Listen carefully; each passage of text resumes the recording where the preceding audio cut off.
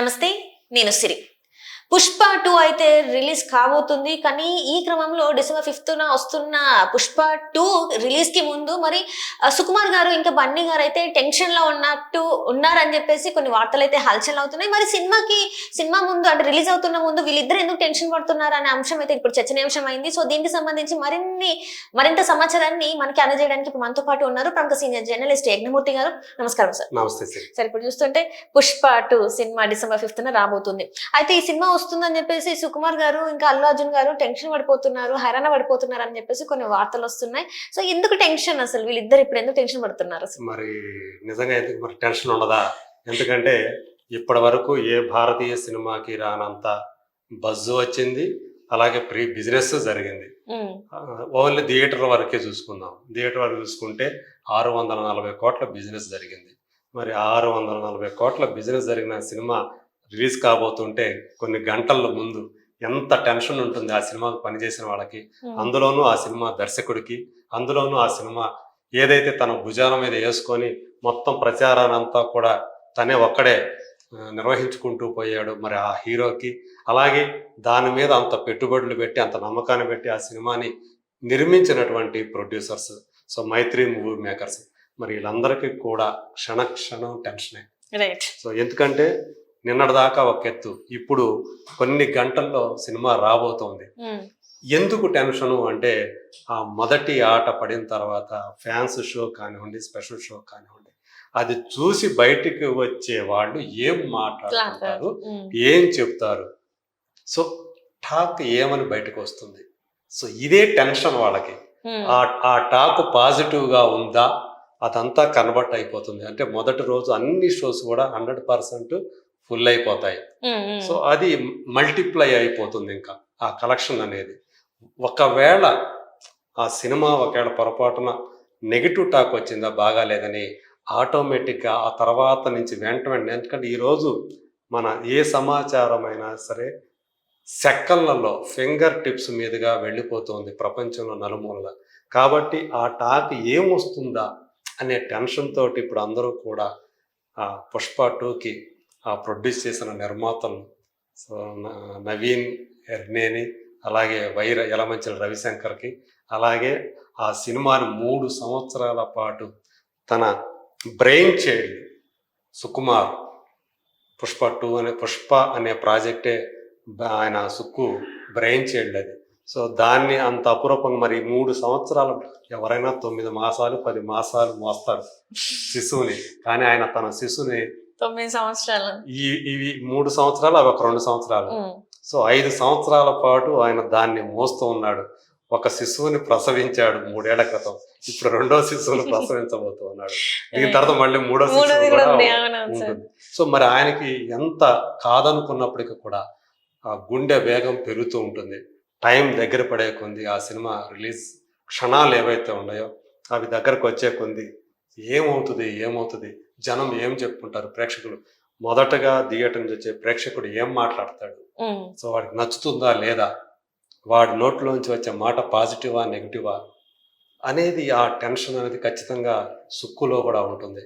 ఇక ఏదైతే తనని అల్లు ఆర్మీ అని చెప్పి పదే చెప్పుకుంటూ వస్తున్నాడో, తనని ఎంత వాడిని చేసినటువంటి అభిమానులకి ఎప్పుడూ కూడా కృతజ్ఞుడినే ఉంటాను, ఎప్పటికీ గ్రాటిట్యూడ్ చెప్తూనే ఉంటానని చెప్పే అల్లు అర్జున్ ఉన్నాడో, తన స్టార్డమ్ ఈరోజు ఏ స్థాయిలో ఉందో మనకు తెలుసు.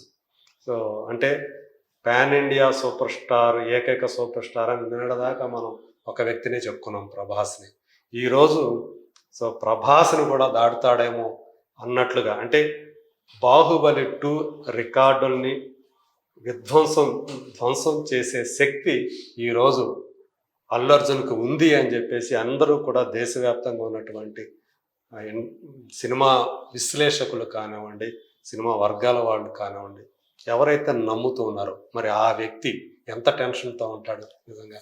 సో ఇది కనుక ఏమాత్రం కొంచెం అటు ఇటు అయినా తనకి ఎంత బ్యాడ్ అవుతుందో తెలుసు. ఒక్కసారిగా కుదేలైపోతారు. సో ఆయన కెరీర్కి ఒక కుదుపు వస్తుంది. సో ఆయన మీద పెట్టుకున్నటువంటి నమ్మకం ఏదైతే ఉందో అది దెబ్బతింటుంది. సో అందుకని ఆయన కూడా చాలా టెన్షన్తో ఉన్నాడు, ఏమవుతుందని. వీళ్ళందరూ ఎట్లా ఉన్నా టెన్షన్ లేకుండా ఉందో మాత్రం ఫ్యాన్స్ అనే చెప్పుకోవాలి.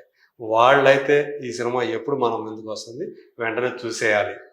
సో ఖచ్చితంగా ఈ సినిమాతోటి Allu Arjun pan India super star, తను కూడా పాన్ ఇండియా సూపర్ స్టార్ అని ఆ పేరుని ఏదైతే ఇప్పుడు కొత్తగా తనకి ఆపాదిస్తున్నారో దాన్ని నిలబెట్టుకుంటాడని వాళ్ళు మాత్రం పూర్తి స్థాయి నమ్మకంతో ఉన్నారు. సో అంటే ఇప్పటి వరకు మనం చూసుకున్నట్టయితే రాజమౌళి గారి సినిమాలే ఇప్పటి వరకు పాన్ ఇండియా స్థాయికి వెళ్ళాయి. అక్కడ ఇండియన్ సినిమా అంటే రాజమౌళి అన్న పేరు వచ్చేసింది.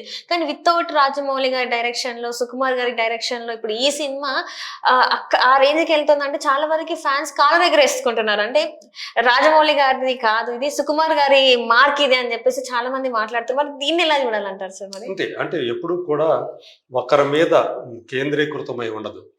ఏదైనా ఒకరి మీదే కేంద్రీకృతమై ఉంటే దానికి డెవలప్మెంట్ ఉండదు. సో ఒకరిని చూసి ఒకరు ఎవరైతే నేర్చుకొని వాళ్ళు కూడా వస్తారో అప్పుడే అక్కడ డెవలప్మెంట్ అనేది ఉంటుంది. అలా ఈరోజు తెలుగు చలనచిత్ర సినిమా, అది ఇండియన్ సినిమా కాదు, తెలుగు సినిమాకు సంబంధించి ఎస్ఎస్ రాజమౌళి ఒక దిశని నిర్దేశించాడు. ఈ దారిలో వెళ్ళండి అని చూపించాడు. సో ఆయన అంటే కాన్సెప్ట్ వైజ్గా కానివ్వండి, మేకింగ్ వైజ్గా కానివ్వండి, మార్కెటింగ్ వైజ్గా కానివ్వండి, సో తెలుగు సినిమా స్టామినా ఇది అని మొట్టమొదట ప్రపంచానికి, అంటే గతంలో తీసేసేయండి, మనకి బ్లాక్ అండ్ వైట్ కాలం ఆ టైం తీసేసేస్తే, సో మనకు తెలిసినటువంటి ఈ ఆధునిక ఎరా ఏదైతే ఉందో మోడర్న్ ఎరాలో, సో రాజమౌళి ఒక ఫినామినా. ఎవరైనా సరే, అంటే తెలుగు వాళ్ళే కాదు, సౌతే కాదు, అసలు మొత్తం ఇండియన్ సినిమా ఇండస్ట్రీయే తన వైపు తిప్పుకునేలా చేసినటువంటి డైరెక్టర్ ఎవరంటే రాజమౌళి. సో ఆయన చేసినటువంటి ఈగ అనే సినిమా, ఒక ఈగని ఆయన ఎలా చూపించాడు అసలు, అసలు ఆ గ్రాఫిక్స్ ఏంటి అసలు, అది తెలుగు సినిమాలో ఇలాంటి గ్రాఫిక్స్ ఇంత క్వాలిటీ తోటి ఒక ఈగని ఇలా చూపించచ్చు. యానిమేషన్ లాగా కనిపించదు మనకు, అది నిజమైన ఈగలాగా అనిపించేటట్లుగా అంత గొప్ప క్వాలిటీ తోటి ఆ ఈగని సృష్టించాడు ఆయన. సో అలాగే మగధీర చూసాం మనం ఆయన, అంటే దానికంటే ముందు. తర్వాత బాహుబలి చూసాం.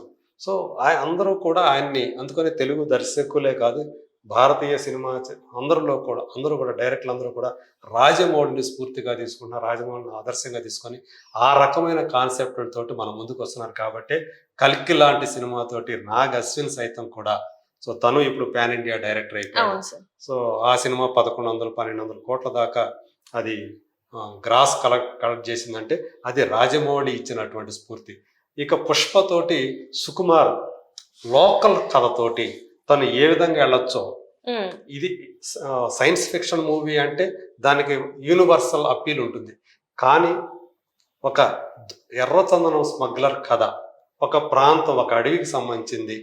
సో ఆ అడవిలోని దానికి సంబంధించిన కథతోటి తను దానికి సో అంటే పాన్ ఇండియా అప్పీల్ తీసుకురాగలిగి ఒక లోకల్ కథతోటి, మనం కాంతారా కూడా ఇదివరకు చెప్పుకున్నాం, అది మరీ లోకల్ కథ, ఒక ప్రాంతానికి సంబంధించి అక్కడ కల్చర్ కి సంబంధించింది. మరి దానికి కూడా పాన్ ఇండియా అప్పీల్ తీసుకురాగలిగాడు.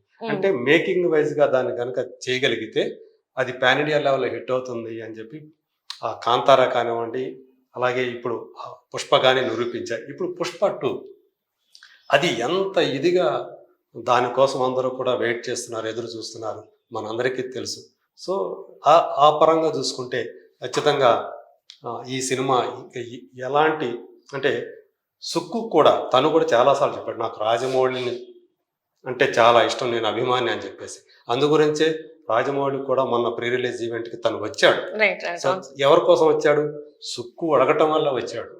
సో వాళ్ళిద్దరి మధ్య ఉన్నటువంటి బంధం అలాంటిది, పరస్పరం ఒకరినొకరు చాలా గౌరవించుకుంటారు. సో ఇప్పుడు రాజమౌళి బాటలో సుక్కు కూడా వెడుతూ ఉన్నాడు. సో అయినా కానీ ఆ టెన్షన్ అనేది, చివరి నిమిషం టెన్షన్ అనేది ఖచ్చితంగా ఉంటుంది. ఆ టాక్ పాజిటివ్ గా రావాలని అందరం కూడా కోరుకుందాము. అప్పుడు మొత్తం అన్ని కూడా పటాపంచలైపోతాయి. Right sir, thank you so much sir. Thank you.